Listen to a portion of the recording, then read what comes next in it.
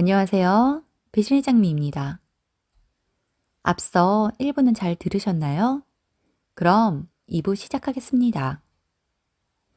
홀 시어머니를 떠나 시부모님을 모시고 살 생각을 한 번도 해보지 않았다고 했습니다. 그러자 제게 홀 시어머니인 걸 알고도 결혼한다고 했으면 이 정도는 생각하지 않았겠냐며 그것 하나만 약속하라고 하십니다. 옆에서 어머님은 고개를 끄덕이며 만족해 하시고요. 여기까지만 봐도 저희 결혼 생활은 그려졌습니다. 길지 않은 시간 그 사람의 집에 앉아 있다가 일어났어요. 제가 가려고 하자 다들 왜 이리 일찍 가냐며 더 있으라고 하더군요. 그래서 몸이 안 좋아 더는 힘들겠다고 했습니다.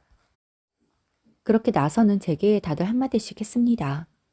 요즘 애들은 자기 주장이 저리 강하다. 며느리가 되면 불편한 게 생길 수밖에 없다 등의 이야기를 하더라고요. 그렇게 자리를 정리하고 나왔고 절 따라 나오는 그 사람에게 누나들이 그냥 현관에서 인사하면 되지 어디까지 따라가냐고 하더군요.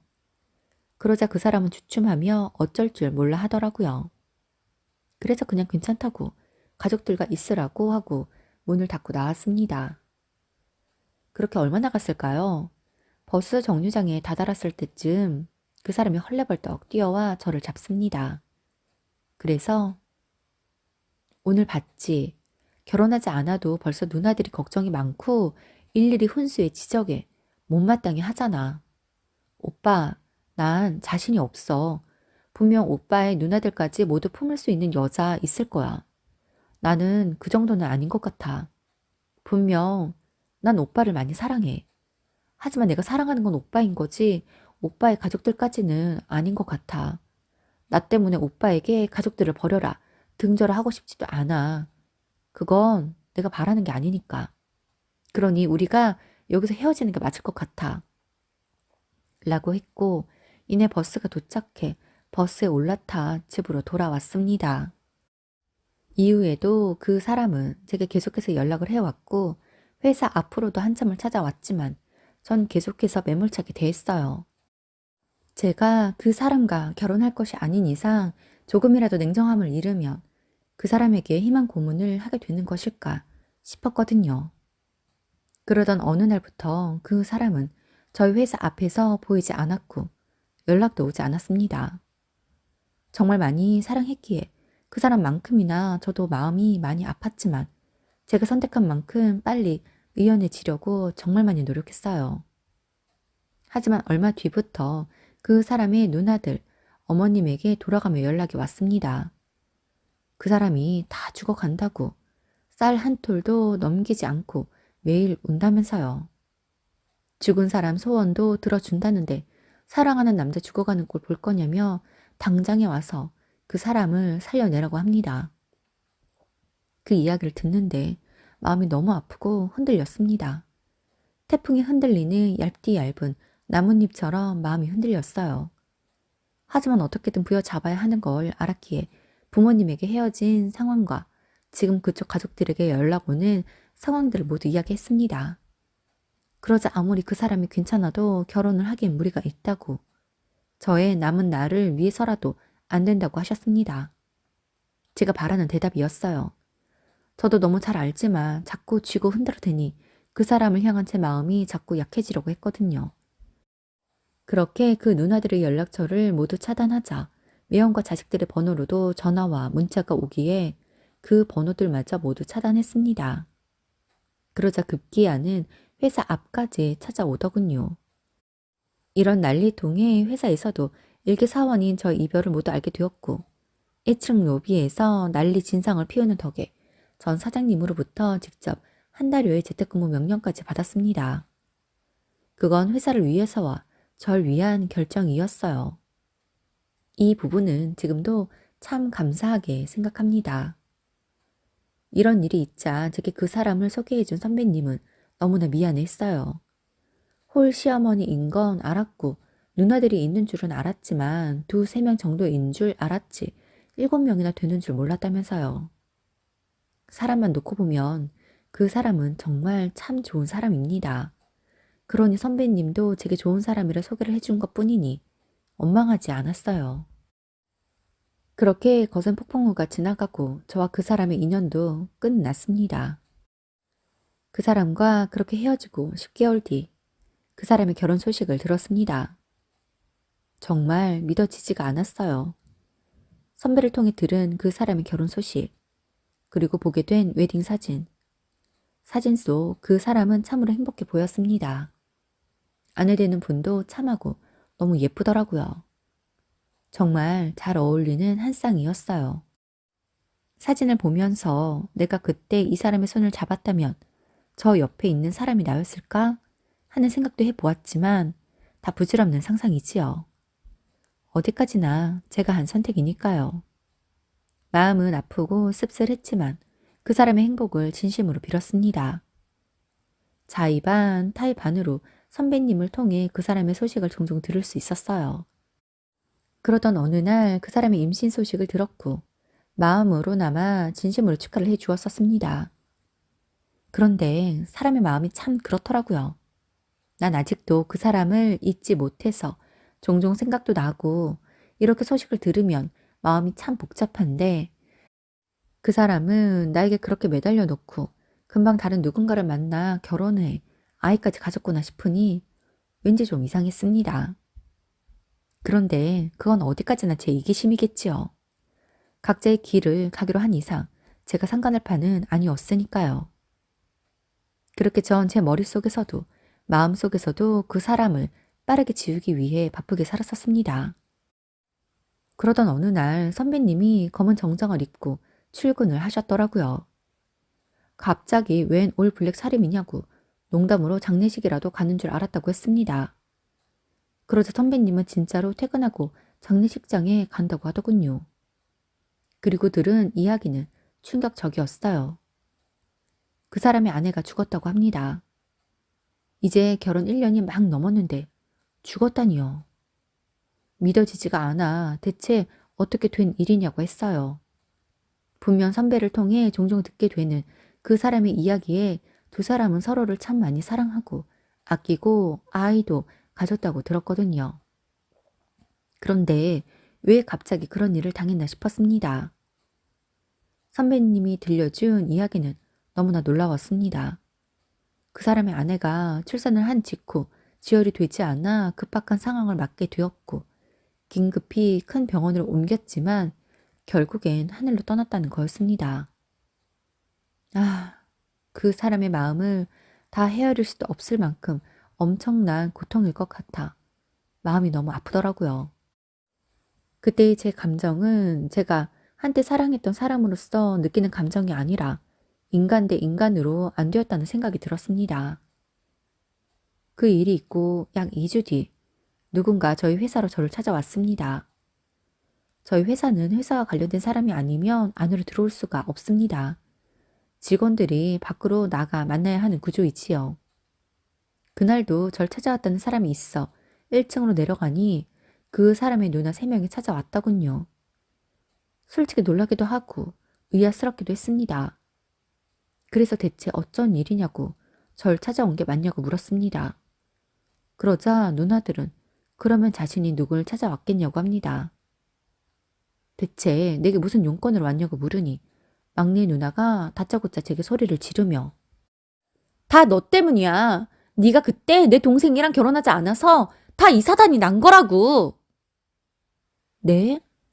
대체 무슨 말을 하시는 거죠? 뭐가 저 때문이라는 거예요? 전 그 사람과 헤어진 지 2년도 넘었어요. 그 사이 단 한 번도 연락도 한 적 없어요. 네가 그때 내 동생이 결혼하자고 했을 때 그때 너희 둘이 결혼을 했으면 이런 일 없었을 거 아니야? 대체 그게 다 무슨 말이냐고요. 뭐가 저 때문이라는 건데요. 네가 그때 내 동생이랑 결혼을 했으면 내 동생이 이렇게 호라비가 되었겠어? 상처를 당했겠냐고. 너랑 결혼했으면 다 괜찮았을 건데 네가 그때 그렇게 헤어지자고 하는 바람에 마음에 큰 상처를 받은 내 동생이 너무 힘들어하는 게 안타까워서 급하게 선보게 해서 결혼시키는 바람에 호라비가 되어버렸잖아. 다 너 때문이니 네가 책임져. 그 말이 너무 어이가 없었어요. 소식은 들어서 알고 있어요. 그 일은 너무 안 되었다고 생각합니다. 하지만 이건 아니죠. 대체 무엇이 저 때문이라는 건지 모르겠어요. 그때 잠재적으로 그 집에서 밀어낸 건 그쪽 누나들이었던 거 모르세요? 제게 계속 압박하셨잖아요. 동생의 결혼에 걸림돌이었던 거 정말 모르세요? 하나밖에 없는 남동생이 결혼하길 바랬다면 결혼을 하기 위한 그 순간만이라도 관심을 덜 가졌어야 했다고요. 모두가 엄마의 마음으로 관심을 가지니 여자 입장에선 시어머니가 8명인 거나 다름없는 거예요. 본인들이면 감당하겠어요? 그리고 이미 전 그 사람과 헤어진 지 2년이고 그 사이 그 사람은 결혼까지 아이까지 낳았는데 대체 뭐가 저 때문이라는 거예요? 굳이 따지자면 제가 그 사람과 결혼할 마음이 사라지게 한 누나들 탓 아닌가요? 제 말에 그 사람의 누나들은 당황하더니 이내 다시 그래, 그건 그렇다 치고 지금 내 동생이 너무 많이 힘들어하고 있어. 그래서 말인데 좀 위로 좀 해줘. 우리 동생이 올케와 결혼은 했어도 늘 널 잊지 못하고 있었거든. 결혼하기 전날까지도 우리가 축하한다고 만든 자리에서 맥주를 한잔하면서 널 떠올리며 울더라고. 그때도 네가 참 미웠었어. 이런 내 동생의 마음 받아주지 않았으니까 말이야. 그랬으니 지금도 내 동생 마음엔 네가 있을 거야. 다른 누구보다도 너의 위로라면 빨리 마음도 추스를 수 있을 것 같으니 이렇게 부탁 좀 할게. 힘들어하는 애를 보고 있을 수가 없어. 그리고 다시 한번 잘 해봐. 우리가 그때처럼 옆에서 감나라 배나라 하지 않고 그냥 멀찍이서 바라만 볼게. 우리도 이제 알았어. 우리는 관심이었지만 이 관심이 너희에겐 부담이 될 수 있었다는 걸. 이제 막 태어난 우리 조카도 너무 안쓰럽잖아. 태어나자마자 엄마가 없으니 이걸 정말 어쩌니. 딸이라 우리 동생 혼자 키우기는 더더욱 힘들 것 같아. 이렇게 낳자마자 키우면 애야 당연히 널 엄마라고 생각할 것이고 너도 그냥 내 딸이다 싶을 거야. 원래 낳은 정보다 기르는 정이 더 무서운 법이거든. 죽은 옳게는 안 되었지만 솔직히 우린 차라리 잘 되었나 싶기도 해. 지난 2년간의 일을 겪으며 우리가 동생에게 적당히 관심을 가져야 한다는 것도 알았고 동생이 행복하기 위해 너가 필요하다는 것도 알았어. 이제야 모든 것이 제자리로 돌아오는 것 같아. 이제 너만 제자리로 내 동생 옆으로 돌아오면 돼. 라고 합니다. 그 말을 듣는데 소름이 쫙 끼쳤어요. 너무 아무렇지 않게 덤덤하게 당연하다는 듯이 이야기하더라고요. 그래서 지금 대체 무슨 말을 하는지 모르겠어요. 올케가 아이 낳다 그쪽들 조카 낳다 죽은 지 2주밖에 안 되었는데 제게 그 사람과 다시 만나고 그 아이의 엄마가 되라고요? 미친 거 아니고서야 이런 생각을 하고 제게 와서 이런 말을 할 수가 있는 건가요? 제가 왜 그 사람을 위로해야 하고 다시 만나야 하고 그 사람의 아이의 엄마가 되어 주어야 하지요? 전 그중 그 어느 것도 할 생각이 0.1%도 없거든요. 어쩜 그렇게 다들 철면피해요? 지금 하는 이 행동들이 동생을 위한 것이라고 생각해요? 동생을 더 창피하게 만들고 더 힘들게 한다는 생각은 안 해요? 이건 동생을 사랑하는 게 아니에요. 어쩐 사람들이 이래요? 지금 저한테 와서 이렇게 아니라 힘들어할 그 사람에게 가서 위로를 해야지요. 저한테 아이의 엄마가 되어달라고 할 게 아니라 고모들이 조카를 품어야지요. 고모가 7이나 되는데 그중 엄마의 역할을 해줄 사람 한 명 없어서 제게 와서 그러세요? 그쪽 올케가 아이 낳다 안타깝게 하늘나라로 간 게 왜 저 때문이에요? 그쪽 동생이 혼자가 된 게 왜 저 때문이에요? 제가 그러라고 했어요? 애초에 전 그 사람과 결혼하지 않았어요. 그 여자를 만난 것도 그 사람이 정한 거고 그 여자와 결혼을 한 것도 그 사람이 선택한 거라고요. 괜히 핑계가 필요해 제게 죄책감을 주고 싶어서 찾아오셨나 본데 실수하신 것 같아요. 힘든 일을 겪어 판단이 흐려져 그랬다고 생각할 테니 돌아가 주세요. 우린 앞으로 절대 마주칠 일 없는 사람들이니 다시는 만나지 말죠. 절대 찾아오지 마세요. 앞으론 만나지도 않을 뿐더러 찾아오면 스토커로 신고할 거예요. 라고 했습니다. 그러자 그 사람의 누나들은 제게 자신들이 틀린 말 한 게 뭐가 있냐고 기회를 주렸는데도 저런다며 제게 온갖 말을 퍼부어댑니다. 그러거나 말거나 전 회사로 올라가 버렸지요. 그 일이 있고 얼마 뒤 그 일을 알게 되었는지 그 사람이 제게 장문의 문자를 보내어 사과를 하더군요. 전화는 제가 받지 않을 것 같아 문자를 보냈다면서요. 그의 문자를 읽어는 보았지만 답장은 하지 않았습니다. 미안해하는 그 사람의 마음만 알면 되었기에 말았어요. 제가 답장을 보내는 순간 다시 그 사람과 연락이 오고 갈 것 같아 그러고 싶지 않았습니다. 어느새 그로부터 15년이 지났습니다.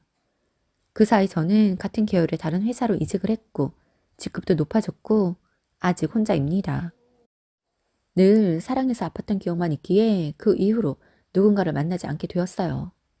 꼭 이성을 만나지 않아도 삶은 충분히 행복할 수 있더라고요. 그런데 얼마 전 그 사람이 저희 회사에 영업을 왔더군요.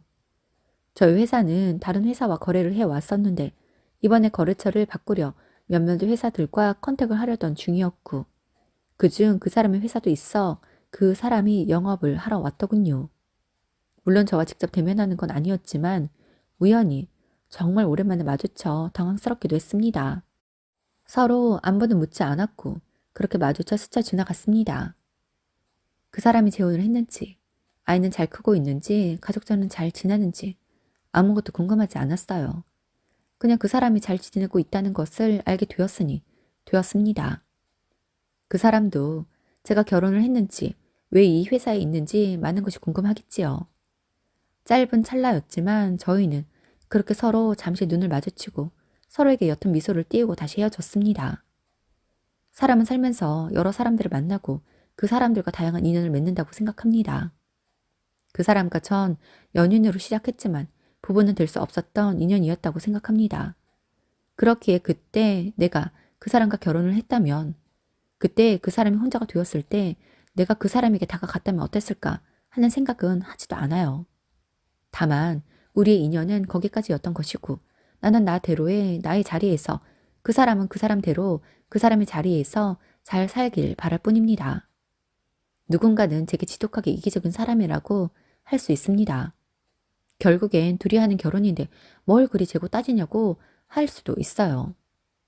또 누군가는 그러면 홀시어머니의 자식들은 결혼도 못하는 것이냐고 할 수도 있고 시누이 많은 아들은 장가도 못 가냐고 할 수 있습니다. 하지만 모든 결혼은 당사자가 하는 것이니 아무도 뭐라고 할 수 없다고 생각해요.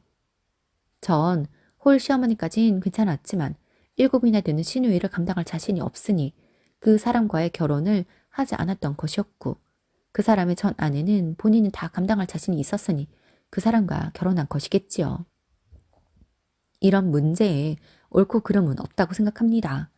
다만 당사자의 입장에서 당사자가 선택한 것이 모두 옳다고 생각할 뿐이지요. 앞으로도 인생을 살면서 결혼뿐이 아닌 여러 사람들과의 관계에서 결정을 내리며 살아야 할 일들이 생기겠지요. 전 그때마다 정말 제가 감당할 수 있을 만큼을 잘 가늠해 결정하려고 합니다.